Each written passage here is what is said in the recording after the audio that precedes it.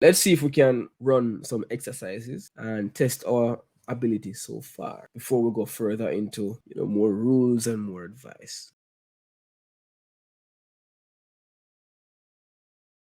So we're at number 1. Your friendship over the years and your support has or have meant a great deal to us. All right, so first we identify the subject, your friendship and your support. Two things. The sentence is about two things: your friendship over the years and your support. So that's a plural subject, which means we need a plural verb. And if you remember what we talked about here, plural form of has is have. Your friendship and support have meant a great deal to us. All right, number 2. Hamilton Family Center, a shelter for teenage runaways in San Francisco, offers or offer a wide variety of services. Teenage runaways is plural. However, this is not what the sentence is about. Look at the verb. The verb here is offer or offers, and we can look at the entire verb phrase. Offer or offers a wide variety of services. Are the teenagers offering the services? No. Hamilton Family Center is offering these services. One family center, so it's singular. So we must have a singular verb, which is offers. Hamilton Family Center offers. So remember, do not get tricked by the words in the middle. That's what we talked about before. All of this, we can cross it out. The point is that this family center offers a wide variety of services. Yeah. All right. Number 3. The main source of income for Trinidad is or are oil and pitch. The subject is the main source of income. One thing, one source. Doesn't matter how many things make up that source, is. Don't be tricked by the oil and pitch. All right, number 4. The chances of your being promoted is or are excellent.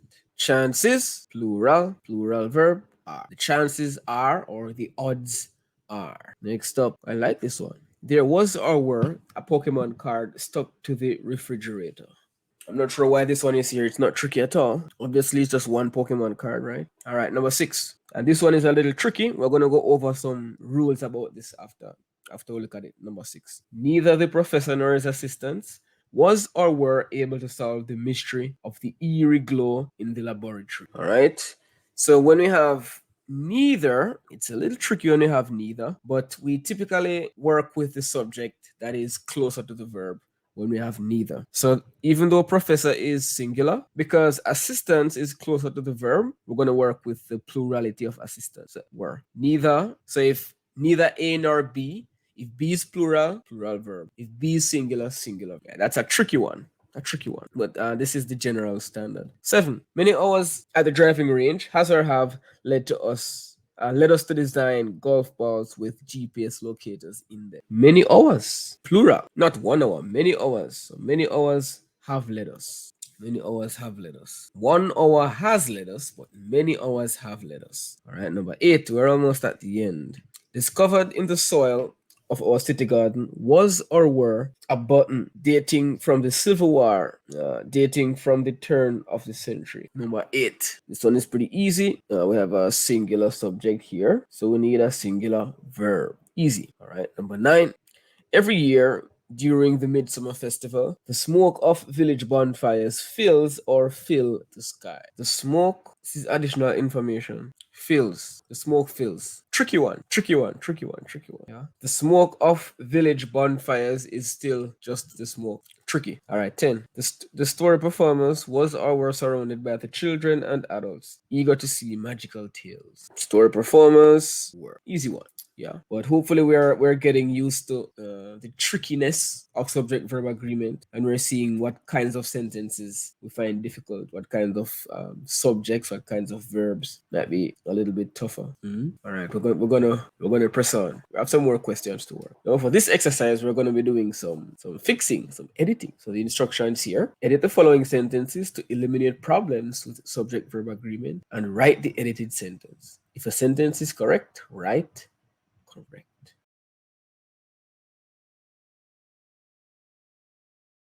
All right, so the subject here is one of the main reasons. Only one of the reasons. Not all the main reasons, just one. Singular subject needs a singular verb. One of the reasons is. One of the main reasons is. All right, cool. Let's go to number 2. Not until my interview with Dr. Chang were other possibilities opened to me. So the verb is opened to me, but what is the subject that opened to me? Dr. Chang opened to me? What? Not until my interview with Dr. Chang were other possibilities open to me. This is not saying that Dr. Chang opened to me. The sentence is pretty clear, guys. Other possibilities opened to me. This sentence is talking about the possibilities opening up. Not until my interview with Dr. Chang were other possibilities open to me. Other possibilities were open to me. So the full verb of this sentence, the full phrase would be were opened to me. And then we can just put other possibilities behind that to make a condensed complete sentence. So what we can do, we can actually rearrange and reword the sentences if it's difficult to find what the subject is, what the verb is. The point of this is other possibilities were opened to me. So if you reword the sentence like this and make it simple, get rid of all the fluff, it becomes much easier to figure out whether or not it's correct. Other possibilities were opened to me. If you had gotten this sentence, I'm sure you'd have all gotten it right, because that's a simple sentence. So when you get a complex sentence like this, you simplify. Simplify either by reordering the words or just eliminating fluff, additional information. All right, number 3. Takes practice. After a while, you'll be able to do these in a sleep run. Batik cloth from Bali, blue and white ceramics from Cambodia, and that bouquet, I don't know, ball from Turin has made Hannah's room the talk of the dorm. Yeah, the subject is all of these things. That, and that. Plural. This must be have. Easy. All right, let's go to number 4. Number 4 is trying to be tricky, but it's not that tricky. Look at the verb. The verb is easier to find than the subject. Has voted to allow further development. Who has voted? Who did the voting in the sentence? The board of directors. So why are you saying have? The board. How many boards?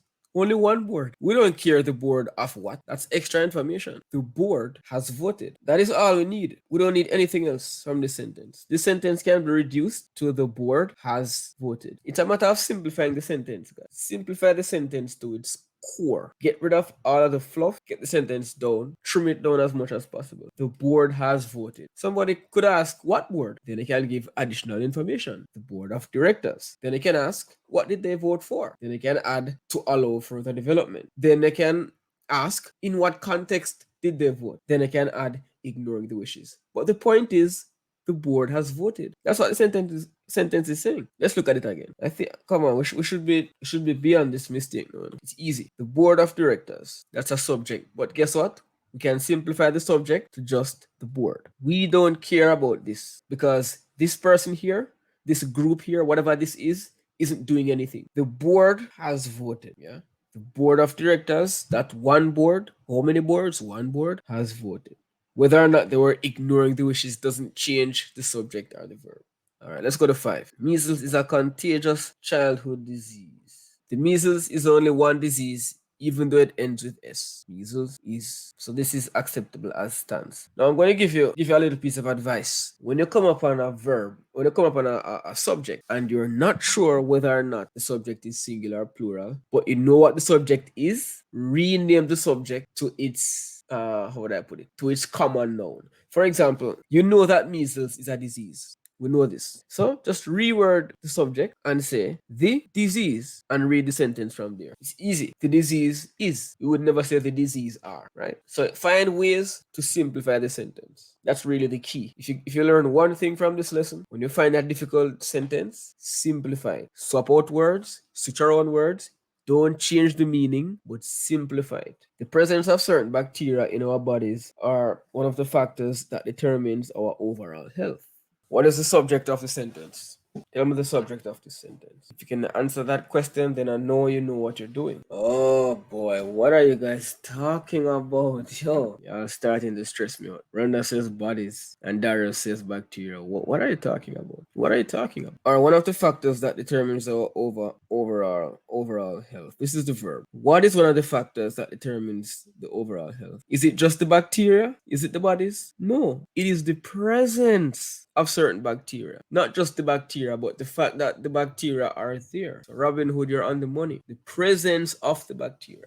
I mean, you could say, but it's the bacteria that are present. It doesn't matter. We're talking about what is technically the subject. The subject is presence of the bacteria. Yeah. So the presence is one presence. And guess what? This is important because if bacteria were the actual subject, then since bacteria is plural, Hope you know bacteria is a plural subject. Then are would have been correct. But the subject is not bacteria. The subject is presence. Presence is. All right, let's jump to the next one, 7. Leah is the only one of the many applicants who has the ability to step into this job. CSEC presented a question similar to this in 2018. All right, so Leah is the only one of the many applicants. So Leah, the only one, singular, reinforced, singular. She's the only one who has the ability. So Leah is the one who has the ability. She's the only one who has the ability.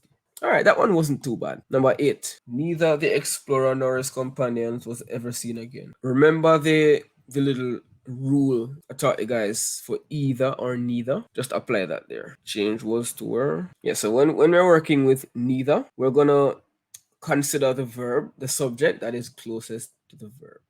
Yeah. In this case, we have two subjects. We have explorer, we have companions. But which one is closer to was? Companion. So this would need to match companions, change it to were. All right. So with either or neither nor, if one subject is singular and one is plural, it doesn't matter. You shouldn't be confused.